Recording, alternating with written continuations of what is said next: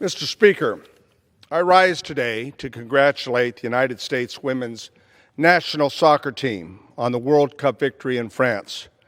For weeks, America's women's soccer team has captivated the imagination and the enthusiasm of not only America's soccer world, but much of that throughout the entire globe. Their performance over the past few weeks leaves no doubt that they are the best team in the world. But their victory Sunday is a stinging reminder that members of the team are being paid much less than their male counterparts. With 4 World Cup titles, 4 Olympic gold medals, and a long history of dominance, they are the most successful team in the history of women's soccer, more successful on the world stage than their United States men's counterparts. And what we're really talking about here is an issue that's been out there for many years. That is equal pay for equal work.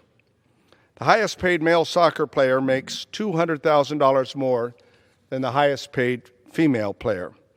Over the past 3 years, the women's team generated more revenue and higher TV ratings than their men's counterpart.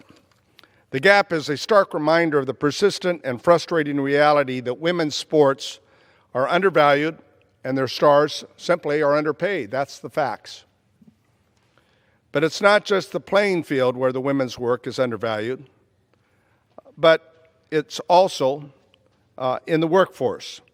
In the United States, women who work full-time still earn only 80 cents on the average for every dollar earned by a man.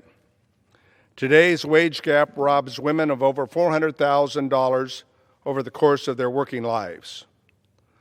So equal pay for equal work is really, I think, an incredible value that we must pursue in this Congress. It's the fair thing, it's the right thing to do.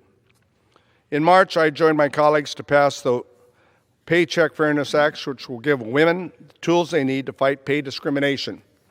And I urge my colleagues in the Senate to pay attention to the strong support for the bill and to ensure that, in fact, we follow up and get it to the President's desk.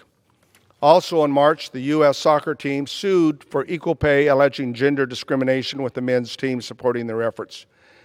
Now, this really goes back to Title IX that was started decades ago to ensure that in our collegiate sports, women could have the same access to the same sporting programs throughout our universities.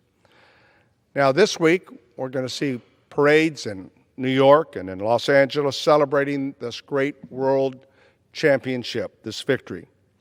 But shortly after the final whistle on Sunday, these women solidified their efforts in history books, celebrated by the cheers in the crowd, quickly erupted into the chants of equal pay, showing their support as well, in which a groundswell, I believe, is developing. It's time, therefore, that we end pay disparity on the playing field and in the workplace once and for all.